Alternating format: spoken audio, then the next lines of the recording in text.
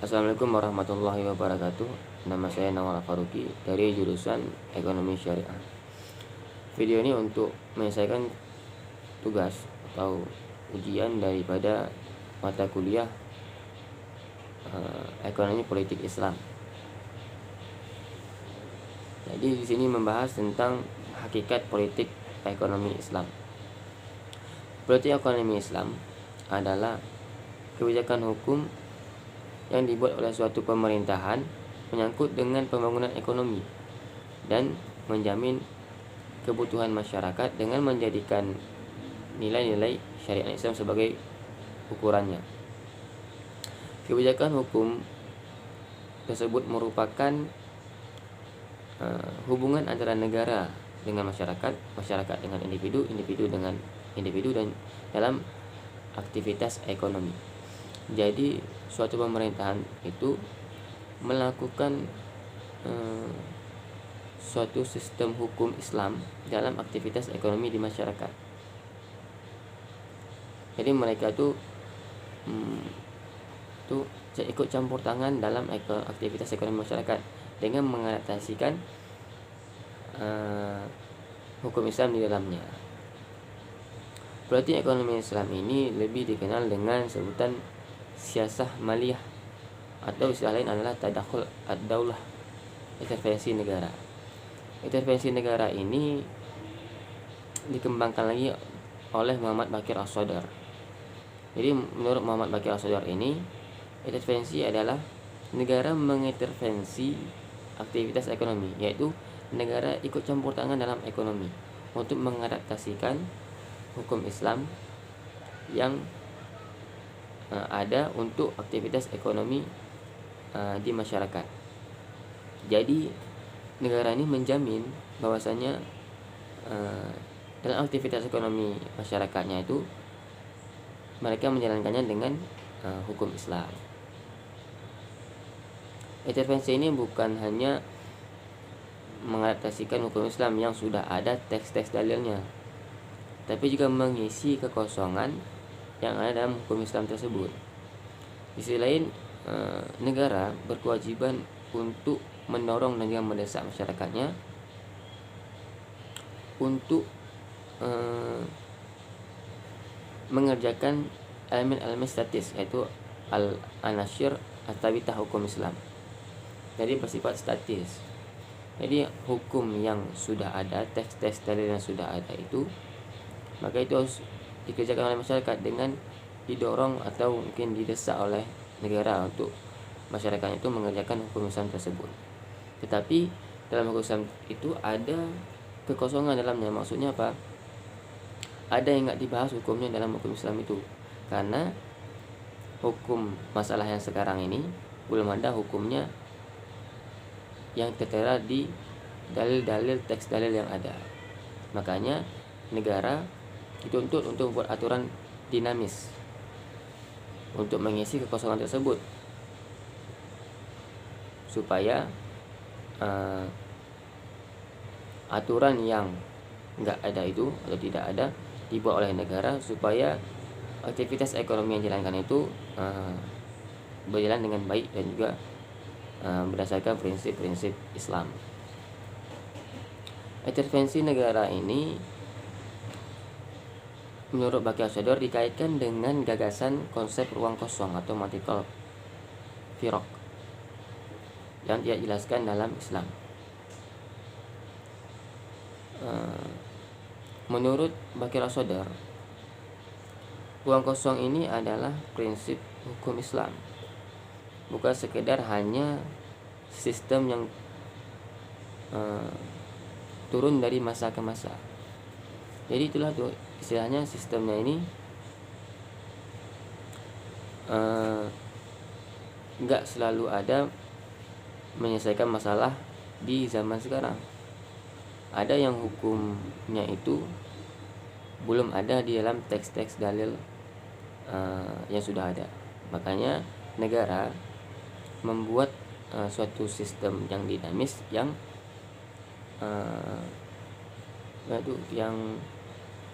selaras dengan zamannya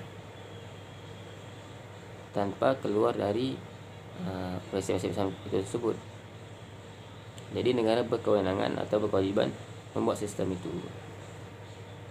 Selanjutnya ada bangunan ilmu. Berarti ekonomi Islam ini mereka itu punya teori tentang aturan mengelola kekayaan negara.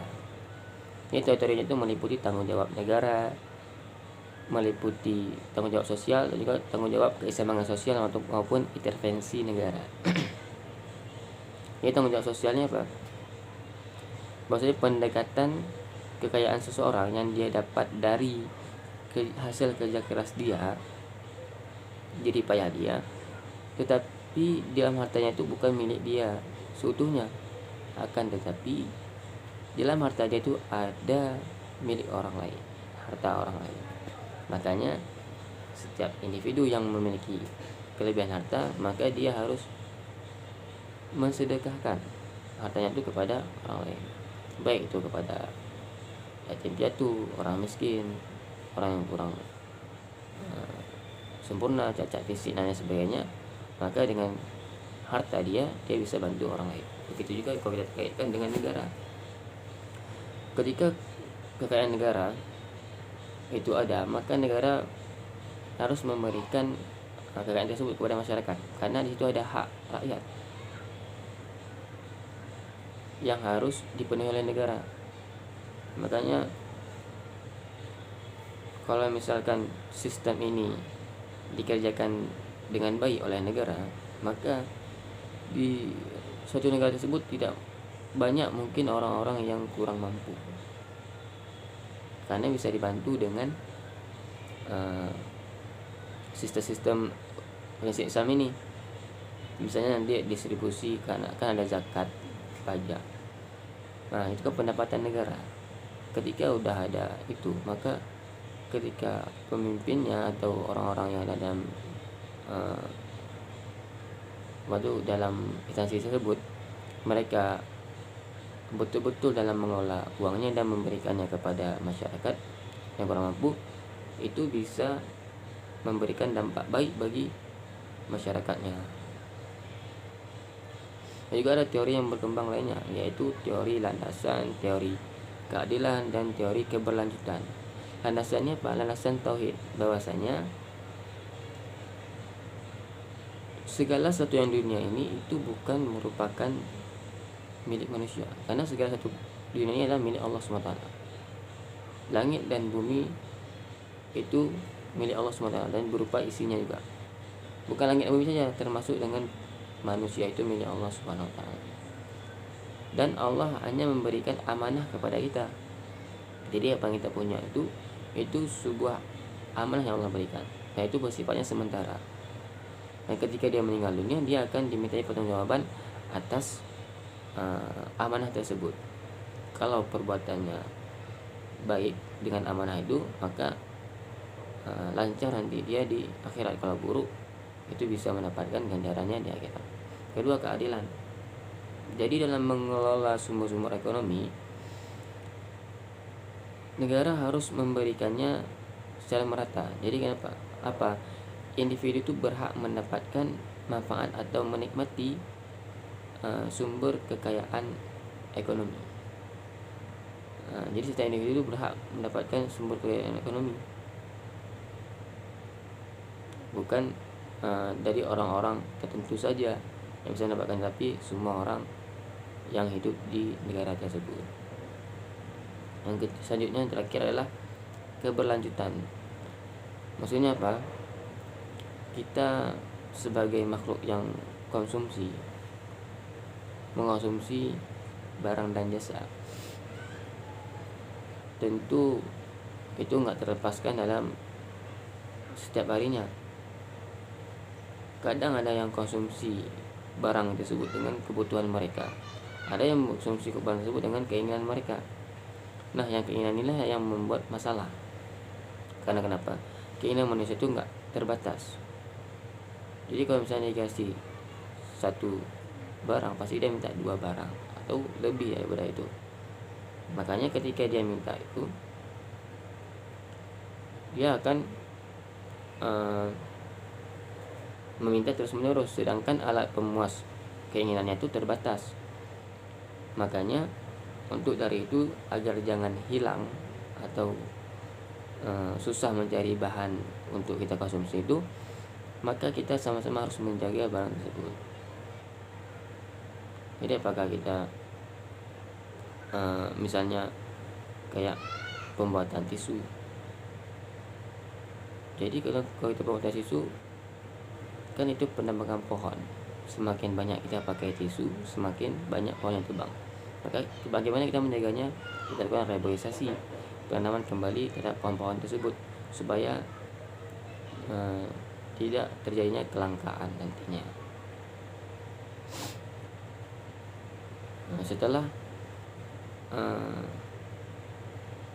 itu semua tercapai, setelah terapkan prinsip Islam dan cara melakukannya pun benar, maka mungkin suatu saat nanti ekonomi di negara kita akan berjalan dengan baik, dan juga setiap orang itu tidak akan merasakan yang namanya kelaparan yang bukan berhari-hari, mungkin berbulan-bulan. Sekian dari penjelasan saya. Jadi hakikat politik ekonomi Islam itu apa? Menerapkan hukum Islam berdasarkan nilai-nilai syariat. Menerapkan hukum Islam itu dalam aktivitas ekonomi di masyarakat, supaya mereka itu bisa terselamatkan daripada hal-hal yang haram, terjebak dalam keharaman itu tidak akan menyelesaikan suatu masalah ekonomi. Contohnya sekarang seperti riba, itu nggak akan menyelesaikan ekonomi. Makanya ketika kita menerapkan prinsip Islam tersebut, maka kita akan mendapatkan kenikmatan dalam hidup di negara ini. Karena kenapa? Prinsip ekonomi tersebut prinsip yang sudah dijalankan oleh orang-orang dahulu, para sahabat-sahabat Nabi,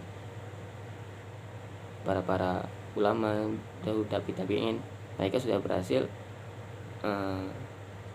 dalam ekonomi mereka. Makanya kita pakai prinsip ini supaya kita juga berhasil dalam ekonomi kita. Sekian penjelasan daripada materi ini. Lebih dan kurang saya mohon maaf. Assalamualaikum warahmatullahi wabarakatuh.